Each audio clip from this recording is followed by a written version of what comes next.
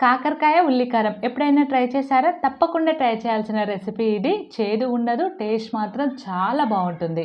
దీనికోసం కాకరకాయలు తీసుకొని దాని చివర్లని కట్ చేసుకోండి. ఇప్పుడు దీన్ని 1 ఇంచు మందంలో కాకరకాయలని కట్ చేసుకోండి.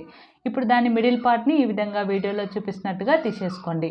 అన్నీ ఇదే విధంగా చేసి పెట్టుకోండి. ఇప్పుడు 1 టేబుల్ స్పూన్ ఆయిల్, జీలకర్ర, ఉల్లిగడ్డ ముక్కలు వేసుకొని కొద్దిగా ఫ్రై అయిన తర్వాత పసుపు, చింతపండు, వెల్లుల్లి కూడా వేసుకొని ఫ్రై చేసుకొని ఒక ప్లేట్‌లోకి తీసుకోండి.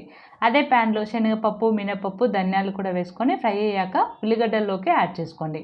అదే కడాయిలోకి 2 టేబుల్ స్పూన్ల ఆయిల్ వేసుకొని కాకరకాయ ముక్కలను వేసుకొని ఈ విధంగా సాఫ్ట్‌గా ఫ్రై చేసుకొని పక్కకు పెట్టుకోండి. ఇప్పుడు ఫ్రై చేసుకున్న వాటిని మిక్సీ జార్‌లోకి వేసుకొని దాంట్లోకి కారము, ఉప్పు వేసుకొని మెత్తగా మిక్సీ పట్టుకొని పెట్టుకోండి. ఇప్పుడు కాకరకాయ ముక్కల్లోకి ఆ ఉల్లి కారంని ఈ విధంగా స్టఫింగ్ పెట్టుకోండి. ఇప్పుడు అదే కడాయిలోకి 2 టేబుల్ స్పూన్ల ఆయిల్ వేసుకొని కాకరకాయ ముక్కలు, మిగిలిన ఉల్లి పేస్ట్‌ని కూడా వేసుకొని 5 నిమిషాలు లో ఫ్లేమ్‌లో ఫ్రై చేసుకుంటే కాకరకాయ ఉల్లి కారం రెడీ.